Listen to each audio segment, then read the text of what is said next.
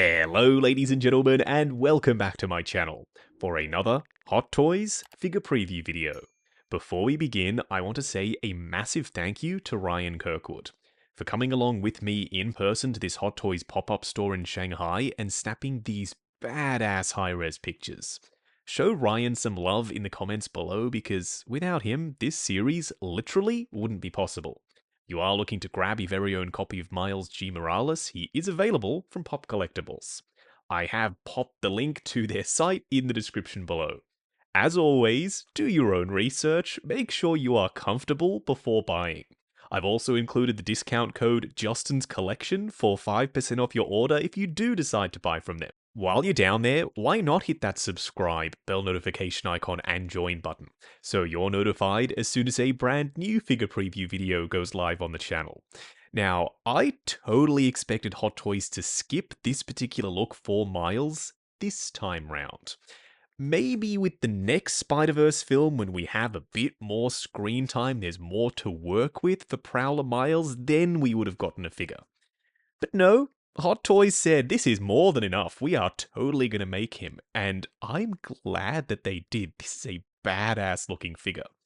Even though he only maybe had a couple of minutes of screen time or less in Across the Spider-Verse, he made an impact, at least on me. You do get a full array of hands, very cartoony style, a little bit geometric, but there's still texture and detail to them, including some stitching lines sculpted in. But this effect piece is awesome. And paired up with the special edition exclusive effect piece that you'll see in just a second, I reckon they're going to look really cool on display. They're bright, they're colourful, they're punchy, and they are cartoony, just like the aesthetic from the film. You do get 2 cans of spray paint, and I'm pretty sure they are different colours of spray paint versus the one that we got with the original Miles. Okay, this head sculpt is dope. I love everything about it. The expression, the angular look to the jaw, the soft matte finish paint applications, and even the frown lines painted in, making him look once again a little bit cartoony. They've gone a step further than the Miles last time. This time, we've got moving eyes, and they will move independently, so you can mix and match if you did want to have one eye looking in a different direction, making him look slightly goofy. Totally possible. You also have this subtle fade from the hairline and the braids coming down the back, which may limit articulation depending on how soft and rubbery they are. We'll have to wait and see when this guy eventually releases. I do wonder how you move the eyes. Usually you take off the hairpiece and then go around the back or through the top, whereas this time everything looks completely seamless, so that's going to be another wait and see thing for when this guy releases. The shoes do look an awful lot like Jordans, but suspiciously, there is no Nike branding, just like the last time. No swooshes, no logos at all in fact. I do like the way they look though, especially the color scheme and all of the textures, like the little dots around the front. Now this is the special edition bonus, it's this eye effect piece, and I cannot get enough of this. I will totally be using this on my version of Miles. And also they're advertising that the eyes can move. So depending on the angle of them, if you have them looking down, he looks a little bit more thoughtful, but if they're looking up, he looks a little bit more serious and mean. Now the display base, they have modified the font that they're using for the text this time, so now it's looking a little bit more comic booky, and I'm okay with that. This display base is pretty interesting.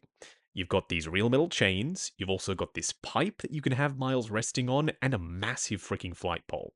The pipe does attach onto the flight pole if you were wondering, it's not just being suspended by the backdrop or anything like that. The pipe itself is painted in purple, but multiple different shades of purple. It's darkest where the flight pole connects and there is this border around it, and then it gets lighter and lighter progressively as we work our way towards the front of the pipe. I don't think I'm going to have my Miles displayed on this pipe because the pose that they have him in, the placement of said pipe between his legs, might just be a little bit too suggestive, if you know what I mean. Or maybe I'm just thinking too much into it. Either way, the pipe is cool. If you have him perched on it, I reckon that's a little bit of a cooler look rather than having him straddle it like Hot Toys are doing. The metal chains are a nice touch. Now you can see that the shoes are an asymmetrical design. We have different pouches and pockets on one side as compared to the other. But one thing that is consistent across all of the versions of Miles, it seems, is Shoelaces, they do not need to be tied because, it's a choice. The outfit itself is made up of multiple different styles of fabric, but they're just that. Fabric. You have a little bit of screen printing. For the most part, it's either stretchy fabric or just plain normal structured fabric, like for his 3/4 length pants that are rolled up. You shouldn't really have to worry about creasing and damage unless you're putting folds into the screen printed parts, then they may stick to themselves over time. He does have some knee pads on, but they're not quite positioned where his knees are, but they will be adjustable so you can move them down if you so choose. And the shape of the knee pad is very reminiscent of the Prowler symbol. That is neat. I'm not sure if that's what they were going for, but I do like it. He has some screen printed lettering on his right leg, and he will have some different screen printed details on the other, like I said, an asymmetrical design. I'm just now noticing that the knee pads, they're not black, they're actually a really dark purple. Then the solid part of the knee pad is done in metallic, so when the light hits it, you can see a bit of that pearlescent finish. He does have a screen printed 02 on his left thigh underneath the pocket, and the pops of green and orange contrasting against the purple and a little bit of blue you can see there on his arm. All of those colors, they are very complementary. They work super nicely together. But one of my favorite details on the pants is that the inner part of the pocket, the stretchy part that would expand as you put stuff in the pocket, is done in a lighter purple compared to the rest of the pants. So when you have something in there, or if you position it just right, you have multiple different shades at play. His belt does look to be a rubbery piece of plastic, and it's quite obviously so. You can see that rubbery sheen as plain as day. You do have some straps dangling down from the belt. Now, he has this backpack on, his Prowler style backpack with a couple of little bits and pieces, and it's painted in this almost navy blue metallic that leans towards gunmetal. Depending on the lighting, it does reflect back the color that's surrounding it, so in this instance, the backdrop is more of a navy, hence why there's a bit more of a blue tint to the surface of the backpack. I wouldn't be surprised if this was also removable, unless they glue it to the jacket somehow, but I don't see them doing that. So if you didn't want it there, you didn't want it to restrict his motion, then you can take it off and then maybe you'd have a little bit more flexibility in the torso.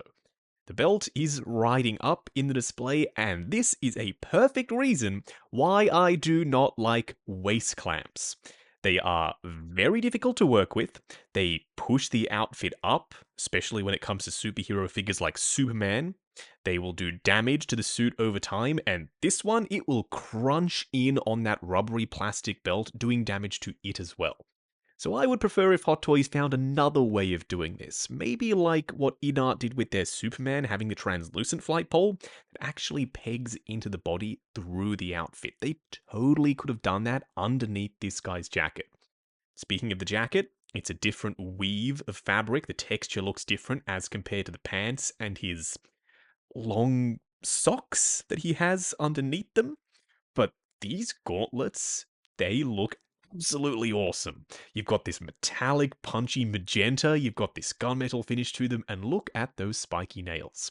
You can also see that he's got some articulated fingers there, so unless you want to go with the separate purple gloved hands, you can just go with the Prowler hands, baby, and that's exactly what I intend to do. You can't have Miles G. Morales in his Prowler outfit without those frickin' Prowler gloves on because they are too cool not to display, at least in my opinion.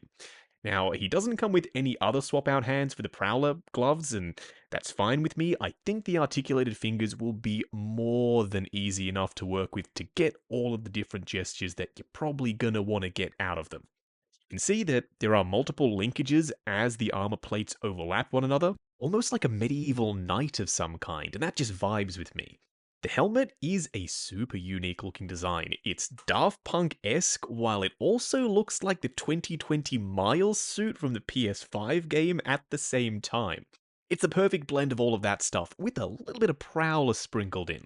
How the eyes swoop up towards the top, and that beautiful, vibrant pink with the eyes painted over the top, then the braids coming out over it, it all just works for me. And when you switch it out with that effect piece, it looks even more dynamic and eye-catching. See what I did there? The effect piece is on the eye. I'm so sorry. But the collar does stick up just like Prowler. I am worried about it because the edge looks pretty rough here on the prototype. It is just that though, prototype, and they will refine it, they will tweak it, and they'll change it before we get to the final version. Right now, the edges do look a touch fuzzy, and the collar doesn't have a ton of structure to it. It looks like it's curving in more than I was hoping it would. I wanted it to stick out and look way more prominent. Right now, it doesn't. Maybe it will when this guy eventually releases. The backdrop is a very classy touch. It's nice and colorful. It represents the world, the Earth that this particular Miles is from, and it sets the scene. But it's made of cardboard, and cardboard does tend to crease and show damage and wear and tear very easily.